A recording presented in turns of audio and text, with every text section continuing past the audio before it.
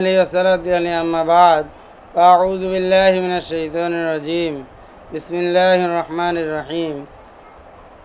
আমাদের কাছে যে মাসালা জানতে চেয়েছেন সেটা হলো, জনৈক ব্যক্তি জানতে চেয়েছেন যে দুইজনে মিলে জামাতে নামাজ শুরু করেছেন। তো দুইজনে মিলে জামাতে নামাজ আদায় করলে নিয়ম হলো যে মুক্তাদি যিনি উনি ইমামের বাম পাশে দাঁড়াবে। এখন কিছুক্ষণ পরে তৃতীয়জন আসলেন, এসে তিনি পিছনে দাঁড়ালেন। পিছনে দাঁড়াইলে এখন করণীয় কি? তিনি কি ইমামের সাথে যে মুক্তাদি বাম পাশে আছে তাকে টেনে পিছনে নেবেন, না তিনি নিজেই পিছনে চলে আসবেন? প্রশ্নকৃত মাসালার উত্তর হলো, যদি ইমাম সাহেব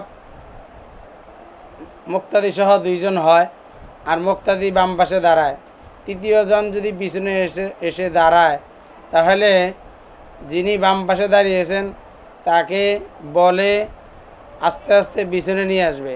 কিন্তু তৃতীয়জন যদি মাসালা সম্পর্কে না জানে তাহলে তাকে পিছনে টানবে না, বরঞ্চ সে তৃতীয় ব্যক্তি ইমামের ডান পাশে দাঁড়িয়ে যাবে। কারণ জানলে তাকে পিছনে নিলে কোনো সমস্যা নেই, আর না জানার কারণে পিছনে নিলে, টেনে নিলে তার হয়তো নামাজ নষ্ট হয়ে যেতে পারে। এজন্য তিনি ডান পাশে দাঁড়িয়ে যাবেন। আর ইমাম সাহেব যদি সম্ভব হয় সামনে জায়গা থাকে, তাহলে ইমাম সাহেব ওই দুইজনকে তার ওই জায়গায় রেখে সে সামনে চলে যাবে।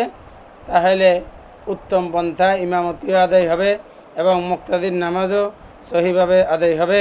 আল্লাহু আ'লামু বিস-সাওয়াব।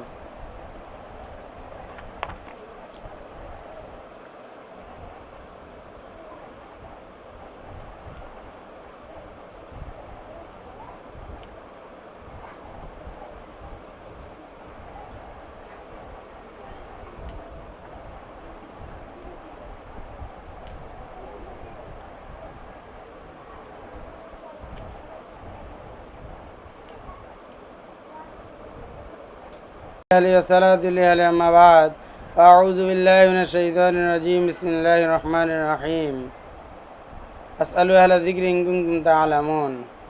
আজকে আমাদের কাছে যে মাসালা জানতে চেয়েছেন সে মাসালাটি হলো, জনৈক ব্যক্তি জানতে চেয়েছেন যে হাদিসে আসছে যে কোনো ব্যক্তি মৃত্যুবরণ করলে তাকে যখন কবরে মাটি দিয়ে রেখে আসা হয়, তখন দুইজন ফেরেশতা এসে তাকে বসিয়ে দেয়।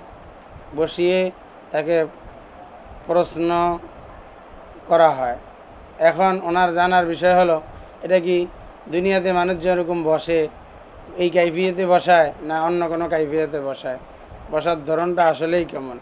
প্রশ্নকৃত মাসালার উত্তর হলো, আপনি যে বলেছেন যে দুই মানুষ মৃত্যুবরণ করার পরে কবরে রেখে যখন সবাই চলে আসে তখন তাকে উঠিয়ে বসানো হয় দুইজন ফেরেশতা দিয়ে, এটা হাদিস দ্বারা প্রমাণিত। দুইজন ফেরেশতা এসে তাকে শোয়া থেকে উঠিয়ে বসানো হয়। বসানোর পরে তাকে বিভিন্ন প্রশ্ন করা হয়। প্রথম প্রশ্ন করা হয় আমার রব্বুকা, আমার নবিয়ুকা, আমার দিনুকা, এই তিনটি প্রশ্ন করা হয়। যদি সে নেককার হয় তাহলে প্রত্যেকটারই উত্তর দিতে পারে, আর যদি বদকার হয় তাহলে সে বলে হা হা লা আদরি। আর যদি নেককার হয় তাহলে বলে, যদি প্রশ্ন করা হয় তাকে আমার রব্বুকা, তোমার রবকে, সে বলে রব্বি আল্লাহ। দ্বিতীয় প্রশ্ন করে ওমান নবিয়ুকা, তখন সে উত্তর দেয় নবিয়ুনা মুহাম্মদ সাল্লাল্লাহু আলাইহি ওয়াসাল্লাম। তৃতীয় প্রশ্ন করে ওমান দিনুকা, দীনি আল ইসলাম, তখন সে উত্তর দেয় আমার ধর্ম হলো ইসলাম। আর যদি বদকার হয়, সে যদি দুনিয়া থেকে মুখস্থ করেও যায় তারপরও ওই প্রশ্নের উত্তর দিতে পারবে না, সে শুধু বলবে হা হা লা আদি। বাকি কথা হলো, মানে সেখানে দুইজন ফেরেশতা তাকে বসাবেন, কোন কাইফিয়তে বসাবেন, দুনিয়ার কাইফিয়তে না কোনভাবে, এটা আমাদের কল্পনা অতীত। এটা নিয়ে আমাদের চিন্তা ভাবনা করার দরকার নাই, বরং হাদিসে আসছে বসানো হয়, এই কথার উপরে বিশ্বাস করে আমাদের জন্য বাঞ্ছনীয় শ্রেয় হবে। আল্লাহু আ'লামু বিস-সাওয়াব।